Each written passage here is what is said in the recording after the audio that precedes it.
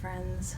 I am visiting you from my parlor today. I am actually sitting on the floor because I thought the light would be nice back here. But now it started to rain and I'm not so sure about that. But we will soldier through anyhow. I am doing a bit of a Q&A today. I went on Instagram and Twitter and Facebook and asked you all if you had any questions for me where you'd be interested in my responses. And I got some really lovely and fun questions, which I'm super excited to answer for you today. I wish I could say this is a casual sort of video, but I can't do casual. I think I am physically incapable of it. I can't pretend that I'm just now reading your questions for the first time and coming up with some extemporaneous answers on the fly. No, I can't do that. As a matter of fact, I have printed them all out along with some responses. So I'm sure no one is surprised by this. At any rate, I'll just jump right in. Thank you for watching. I hope you'll stick around till the end of the video, at which point I will share some giveaway details. And over the course of the video, I'll let you know why that is and how that came about. Anyhow, I will jump right in. My first question is, what got you interested in darker types of stuff at an early age? And why do you think it appealed to you like it did? It's funny, I definitely was not much into the way of dark and scary things when I was young. As a matter of fact, a certain Scooby-Doo episode gave me nightmares for months. My teenage cousin's kiss posters with their feral, spacey makeup frightened me so badly that she had to keep her door shut when I was visiting their home. But somewhere along the way, I'm guessing I was maybe 8 years old or so, and I wish I could pinpoint what it was that turned me, so to speak, that fright began to give way to fascination, and whereas I would once hide my face behind a pillow when something scary was happening, I now began to feel the itchy urge to peek. The vampires and ghosts that I hid from had become curious to me, though no less monstrous, and I wanted to know more about why they did the things they did, and perhaps on a subconscious level, why these things appealed to me. I think these peeks, these nibbles, whetted my appetite, and I developed a true taste for terror, a hunger for horror that it turns haunts and heartens me to this very day. I was asked two somewhat similar questions, so I thought I would try to tackle them at the same time. Do you have a personal ghost story or paranormal experience you can share? And I'd like to know if you've ever seen or experienced some weird shit. Okay. Not exactly ghostly, but it did massively freak me out at the time, and it still does. As a matter of fact, this could go right up there with the Scooby-Doo and the Kiss posters as to what set me down the path of darkness. Picture it. Milford, Ohio, 1980-ish. It was the night before Easter and I was maybe 4 or 5 years old. My mother had just tucked us into bed and I was lying there, wide awake, thinking of my roughly pink Easter dress and my little straw hat, and running around my grandparents' backyard seeking out plastic pastel Easter eggs with coins and candy tucked inside. My point being, I was definitely not asleep. I heard a tap on the window, and I looked up to see a hideous vision staring at me. It was the Easter Bunny, but grimy and menacing, with a huge mouth full of razor-sharp fangs, and most terrifying of all was how his ears just didn't flop right, like they were broken, like how a zombie might shamble along on a broken ankle, that kind of broken. I screamed aloud, loud enough to wake the dead, and when my mother ran into the room, there was of course nothing at the window to give evidence of my terror. She calmed me as best she could, shut off the lights, and somehow I fell asleep. What fueled my terror anew the next day as I was riding in the back seat of the car to my grandparents' house is when I realized my bedroom was on the second floor. Not only was that thing outside my window, but how did it get there? Another terrifying sleep-related incident happened to my middle sister, not me. We were a few years older and still sharing a bedroom. She somehow slept through the Easter Bunny incident, and this was a bedroom in a different house. First, I will note that I, until that point, had always been a very light sleeper. The slightest stirring would wake me up. One night, however, over summer break, we passed what I thought was an ordinary evening of slumber. The next morning, my sister confided to me the terrifying way that she had spent that same night. Sometime after midnight, she awoke suddenly to see a figure lurking in the threshold of our bedroom door, darker than the shadows surrounding it, its sinister red eyes glaring directly at her. She tried to call out to me, but I slept right through her cries, deeply sleeping and oblivious both to the waking world and my sister's terror. She said she felt paralyzed, as if there were a great weight on her chest. She lay there frozen with fright and completely immobile for hours.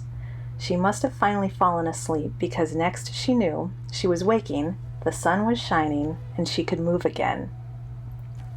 Later, we learned that what she experienced was most likely a form of sleep paralysis, and to this day she suffers from these midnight terrors. As for me, since that night something changed in my sleep patterns and I continue to sleep like the dead. This is an interesting one, and one I'm hesitant to talk about, but I will do my best. Because I'm curious and struggling with my career, what do you do for a living? Not that I'm assuming that the person who asked this question thinks this, but I'm always so flattered when people make the assumption that I write for a living. I do not. The art of the occult is the first time I have ever been paid to write anything, and I've been writing my entire life. And honestly, I'm not going to be making a living off of this book. I use this small advance to pay for my Invisalign, so I'm not quitting my day job anytime soon. I know this is probably not the most positive sounding answer, but it's me being completely frank on the subject. I don't know that I'd really be happy in any career. Simply put, I don't like to work. I mean, who does, right? But some people really seem to love their chosen career and thrive on the joy it gives them. That's not me. And I think I figured this out about myself early on in life. So I pretty much made the decision that I'd do what I could to make the money I needed in order to do the things I really like. For me, this means materials for knitting, nice food to cook with and to feed the people I love, and all of the books and art that I have room in my house for.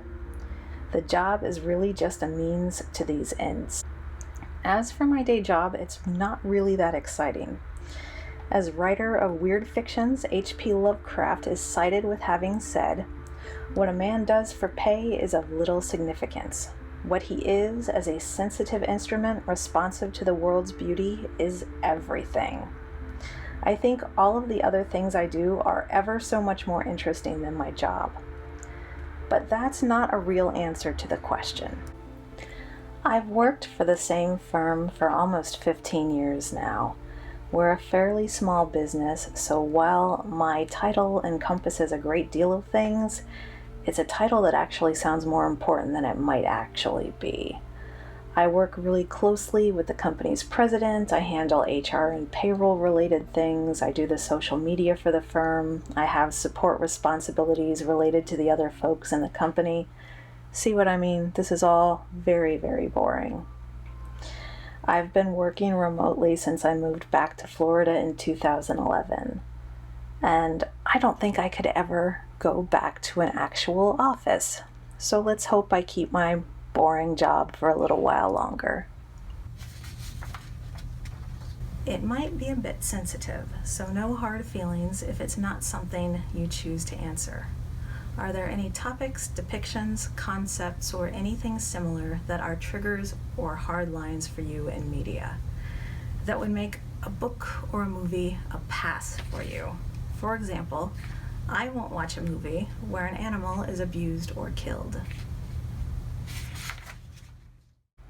I hear you on the animal violence. That's vile and gut-wrenching, and if I know ahead of time there are instances of that in a story, I'll give it a pass. But what I really struggle with are books, movies, etc., where addiction is a central part of the story. Growing up, my mother struggled with both alcoholism and mental illness, and it's still very hard for me to talk about. A parent is supposed to look out for you, to guide you, to take care of you. Home is meant to be a place of safety and stability. My sisters and I, our home life was fraught with uncertainty on the best of days, and a drunk, screaming lunatic on the rest of them.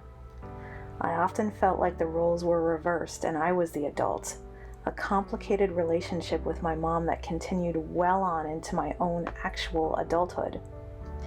I've read that adult children of alcoholics can be pretty judgmental of themselves as well as others, and so it might sound a little harsh and judgmental to say this, but books featuring individuals in the throes of addiction are a hard pass for me. It may also sound as if I have no compassion in my heart, but I've also got to have enough compassion for me to acknowledge that reading about these characters is no good for my own mental or emotional well-being. This one, I'm afraid I'm getting to a little bit late. Show us your favorite goth Florida summer look. Well, I know everywhere else it is getting into autumn, but here it's about 90 degrees today, so I think this is still a relevant question. Well, as it happens, at 44 years of age, I have just now gotten comfortable enough in my own skin to stop suffering needlessly through our brutal summers and just wear a dang pair of shorts. It might not be glamorous, but my favorite summer outfits consist of the same pair of denim shorts all week long. I only have the one pair, along with a t-shirt, of which I have many. T-shirts are definitely a weakness of mine. If I'm feeling fancy, I will probably go for a sundress and a cardigan because though I may have made some strides in terms of body image, I still don't like to leave my upper arms bare.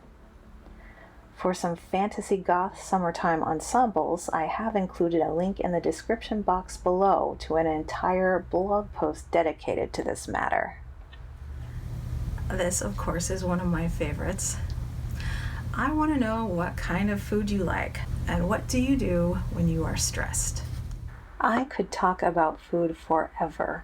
I was just telling my sister that although I have loved to read for my entire life, and I am so obsessed with my knitting that I would probably sneak my projects into both weddings and funerals, it is food and cooking that really has my whole heart's love.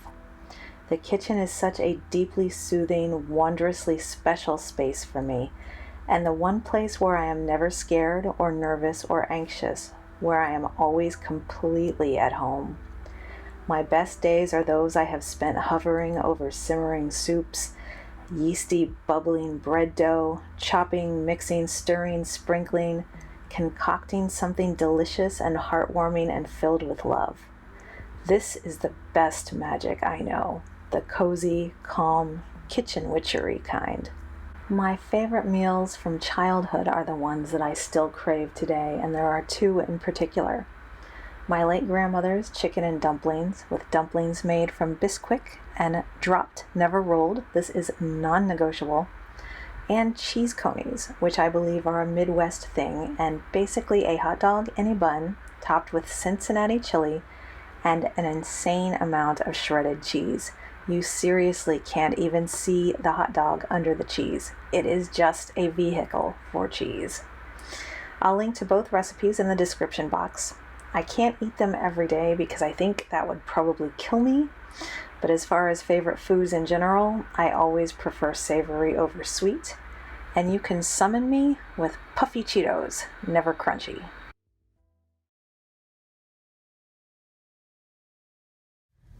Oof. What has changed for you in plague times? What has surprisingly remained the same?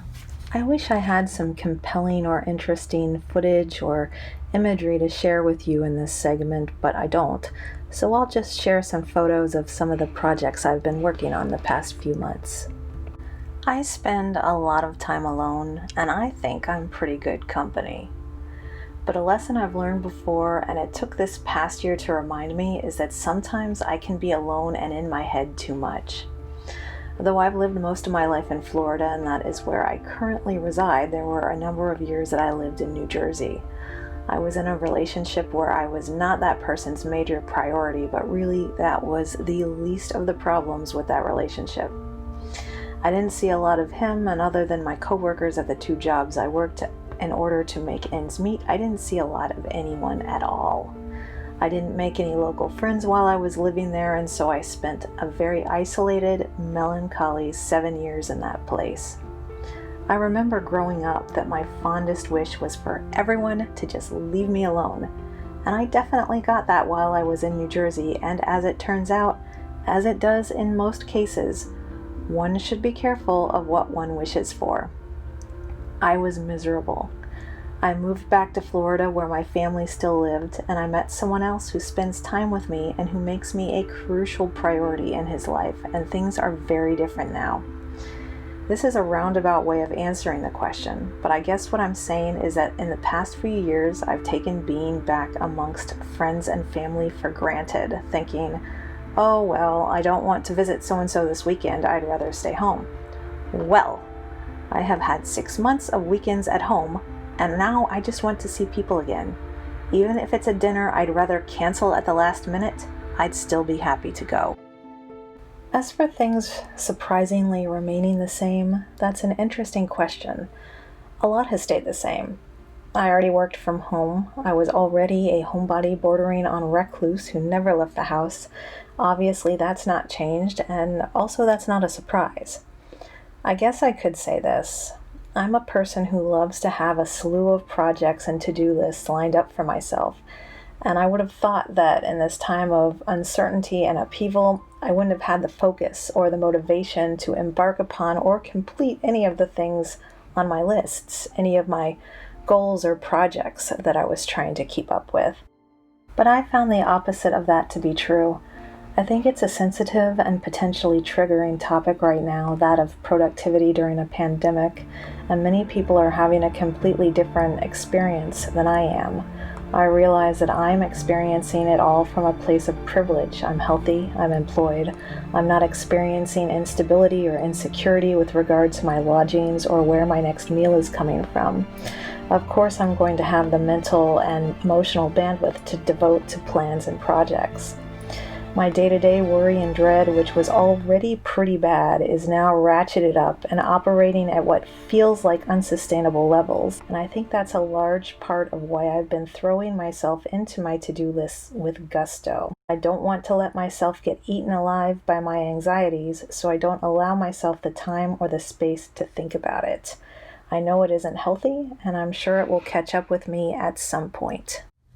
I love hearing about favorite heirlooms. I feel like you would have some cool ones. None of my grandparents are still living, and my mother passed a few years ago as well. So you'd think I'd have a variety of heirloom type things to cherish, and yet I don't. I have two very special things, one from my mother and the other from my maternal grandmother. My mother collected tarot decks, and when I was young, I used to pore over one in particular, the Tarot of the Cat People, a wildly gorgeous deck combining science fiction and fantasy, featuring mysterious figures dressed in rich, flowing costumes and elegant jewelry, which naturally appealed to me, little magpie that I was. The deck is created by Karen Kuykendall, a cat lady whose art is said to be influenced not only by felines, but also by architecture, anthropology, art history, costume and history, her travels in Europe, Mexico, and the Southwest United States.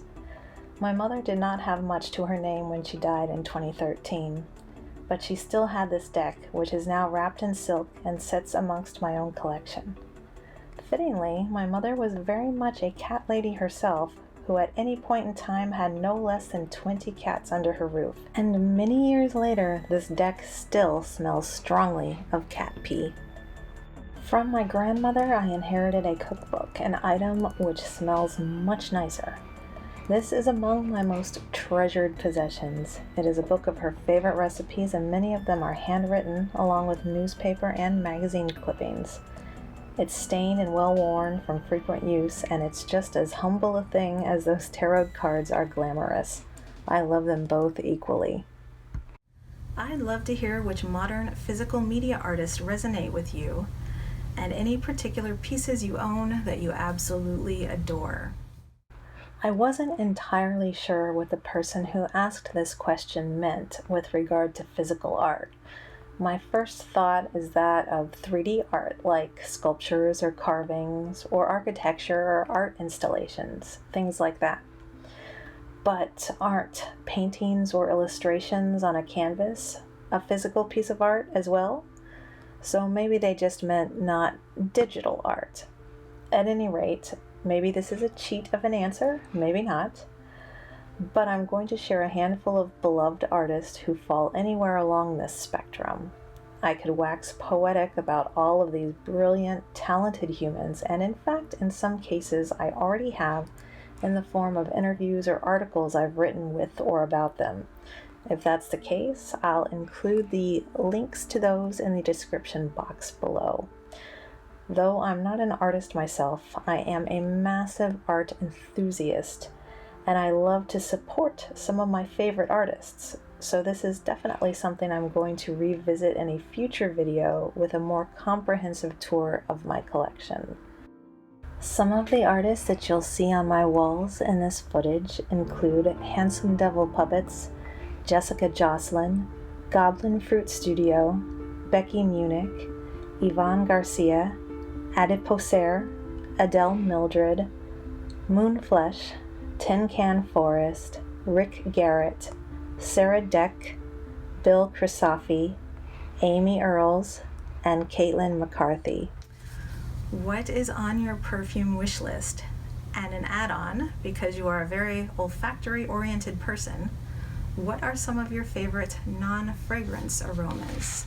My perfume wish list isn't quite what it used to be, but that's because for the good of both my wallet and my sanity, I stopped reading perfume blogs several years ago.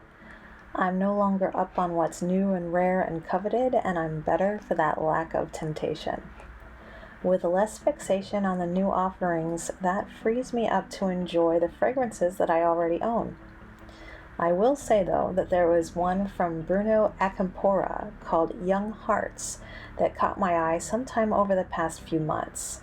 Described as dewy, fresh, green, and peculiar, and well, I'm a sucker for anything described as peculiar.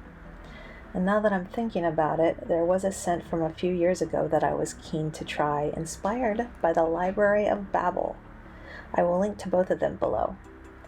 Aside from those two, I have a perfumer friend who is diligently and thoughtfully working at creating her own formulations for a few years now, and I cannot wait until she releases these fragrances into the world.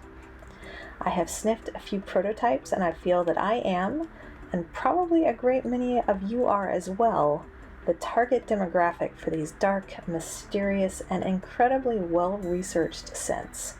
But it's not my project, so that's all I'll say about it for now. My very, very favorite non-fragrance related aroma is fresh marjoram. Marjoram is an herb in the oregano family, but it doesn't smell at all like that nose-tickling, pencil-shaving spaghetti sauce herb to me. It has its own very distinct scent, faintly sweet and green and floral, and a bit woody and musty too. When I was growing up, my mother had some Christmas ornaments from Avon.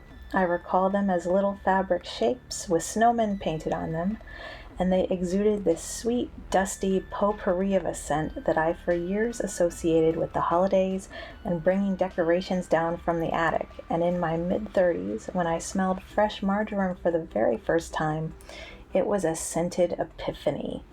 It's such a beautifully gentle aroma, and I've got several pots of it growing on my front porch because I just can't get enough of it.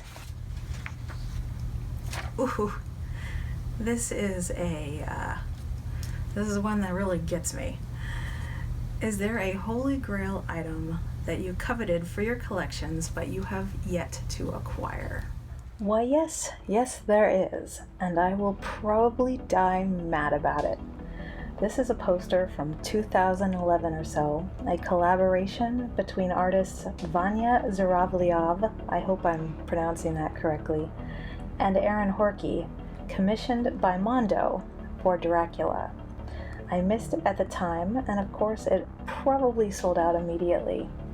You can find it on eBay right now for nearly $1,500. But that was originally a $60 poster, so that eBay seller can go straight to hell as far as I'm concerned. This is a great question. I hope this question is not cheeky, but I remember you mentioning wanting to curb your magpie tendencies.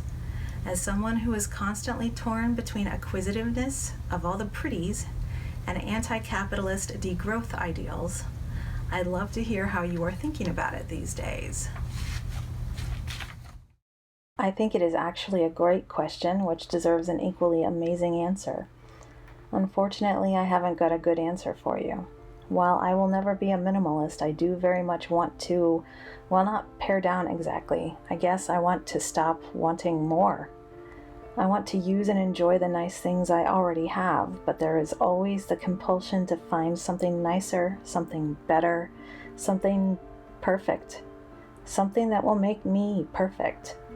I'm sure it's all tied up in a bunch of deeply rooted internal stuff that has nothing to do with stuff at all, but rather feelings of childhood neglect, insecurity, and deprivation.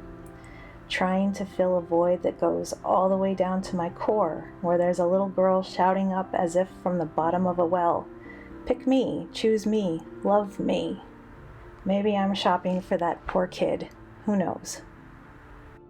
At any rate, at the beginning of 2020, just as the beginning of every year, I made a vow that I wouldn't buy any books, art, perfume, or jewelry. Those are my 4 trouble areas. Did I stick to that promise? Of course not. I will say that in terms of art, well, we have mostly run out of space, so that has been curtailed by circumstance. With regard to perfume, except for the few that I mentioned earlier in the video, and really not even those so much, I haven't been tempted because nothing has really excited me. Jewelry, well, there have been less jewelry purchases than in recent years, but there have been a few, and you can probably see some of them in these clips.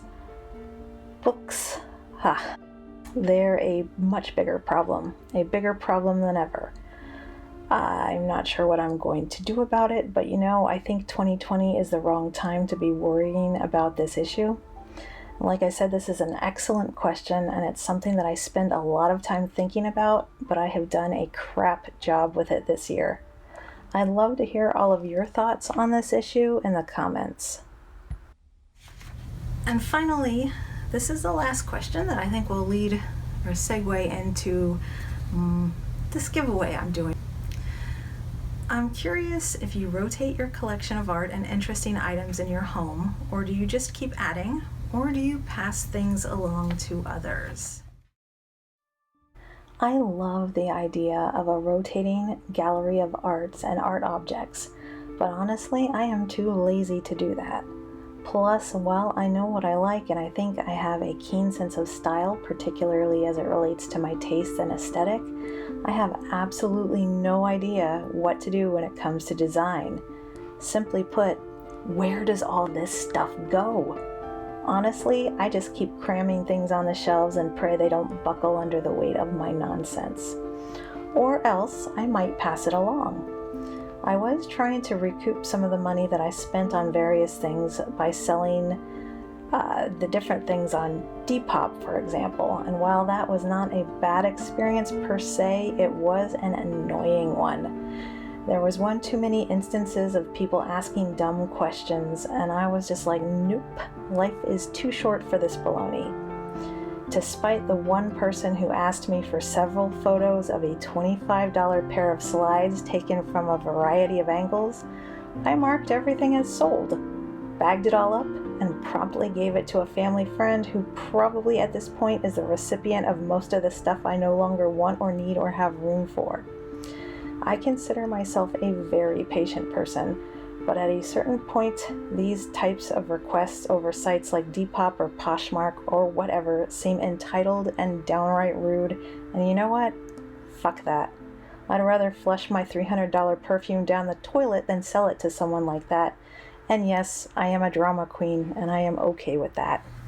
Anyway, in the vein of some things I've not flushed down the toilet or given to a family or friend, I am doing a giveaway of not 1 but 3 boxes of books, art, perfume samples, etc.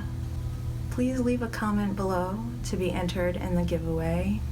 Tell me about anything you love. Tell me about what got you into weird or spooky or scary things. Share some of your favorite perfumes or artists. Anything you like. Just leave a comment below, and a week from today I will choose 3 winners to receive a box of my old crap. Thanks again for watching.